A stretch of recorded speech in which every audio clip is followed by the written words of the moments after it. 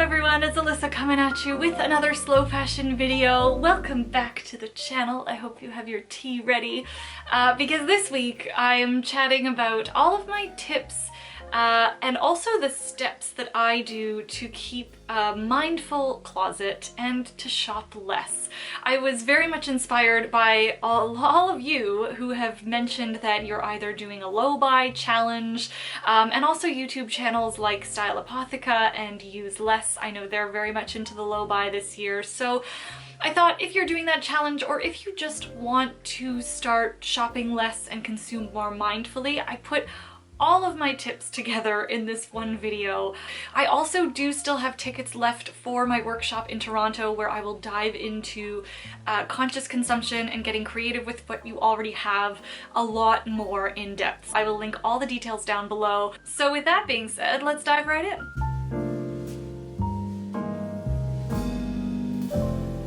The first step to really becoming a more conscious shopper, in my opinion, is to know what you already have. So it's really important to first do a closet audit and declutter and organize your wardrobe.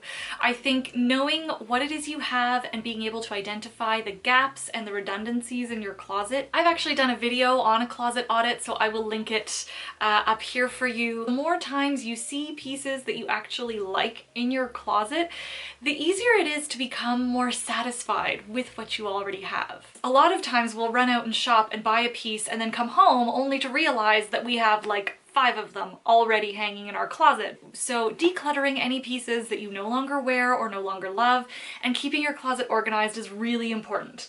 I know I might sound like your mother when I say that, but I swear it is. Like, moms are always right. Now that you have an idea of the clothes that are in your closet, what you really love, and perhaps what you might need, I always have a wish list or a shopping list. Building your wish list, I think, comes from both doing your closet audit and realizing where the needs and gaps are in your closet, but it also comes from really reflecting on what is your personal style and how you want your closet to look. If you can reflect back on something that helps you remember those pieces that you spent time thoughtfully curating and lusting after, then it's easier to kind of ignore those trend-based and impulse purchases. Taking the time to plan your outfits not only gives you the permission and the time to get more creative with what you already have, it helps you create a more knowledgeable running inventory of what's already in your closet. It really is a great exercise to help you mix and match pieces that you might not have thought of putting together, thus getting more satisfaction out of the items you already have.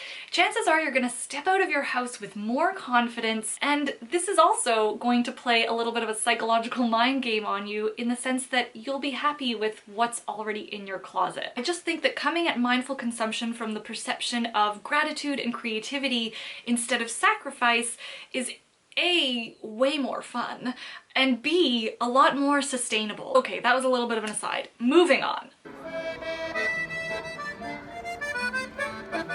Once you get into the habit of planning your outfits, this leads me to the next step and one of the biggest factors in becoming a more mindful consumer, and that is getting comfortable with being creative with what you already have. If you need any help in this department, I have an entire channel dedicated to this, to getting creative. I'm not gonna lie, shameless self-promotion, sorry.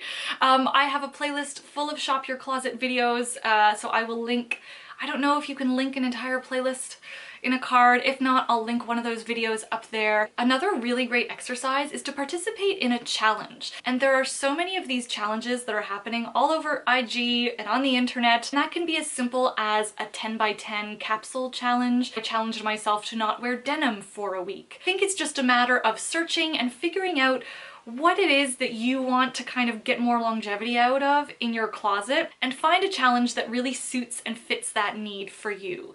This next step is for when you are actually in stores, and I find that asking yourself this series of questions really takes the emotion out of your purchase decision, and bringing it more to a pragmatic approach, I think, is really helpful. And if you've been on the channel for a while, you've probably heard these before, but I just think it's so important. Number one, does the garment fit? And if it doesn't fit you properly, are you willing to put the money in to take it to a tailor and have it adjusted so that it really does fit your body? The next question is, does it suit my personal style? And I think I actually should have started with this. One of the best ways to become a more mindful shopper and to shop less is to really start putting your personal style above fashion and fashion trends. The next question I ask myself is, does it suit my lifestyle?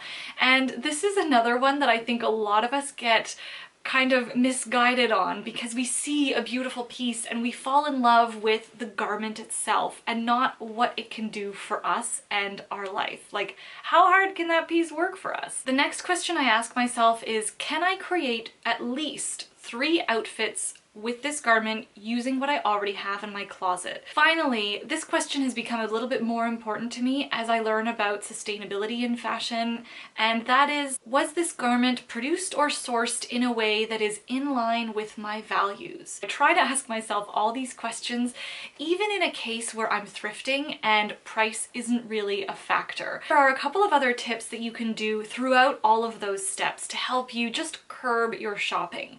One of those is to unsubscribe or unfollow any retailers or brands that you find really enticing. I think a great idea is to remind yourself what you can do with the time and money not spent shopping. So whether you take up a new hobby or, you treat a friend to a cup of coffee or a lunch, anything that enriches your life, I think, is a really nice way to kind of substitute perhaps a shopping habit. Another quick tip that you can do is the 1 in and 1 out rule. This is where every time you want to purchase something, you have to know what it is that you're going to donate or declutter from your closet first. So this really forces you to, again, take a little bit of time before you think you want something and before you actually make that purchase. I also really like the idea of tracking your purchases. If you're just starting and still a little bit wary of, consuming less, or you just want to dip your toe in, then just start by tracking your purchases. I think you would be amazed at how much we can accumulate and how much we can spend in so little time. And finally, give yourself some patience and grace and compassion. I think the more we get frustrated with ourselves because maybe you slipped up and you bought something that you realized you didn't really need, the less of a fun and positive experience this is going to be, and the less likely you are going to continue with modifying your consumer behavior. So there you have it. I hope you found these tips and these steps helpful, and let me know if you have any sort of smart shopping tips down below. I'd love to hear them. Thank you so much for watching. I hope you have a wonderful week ahead. Give this video a thumbs up, hit subscribe if you haven't already, and I will be back next week with another slow fashion video. Thank you so much for watching. Ciao!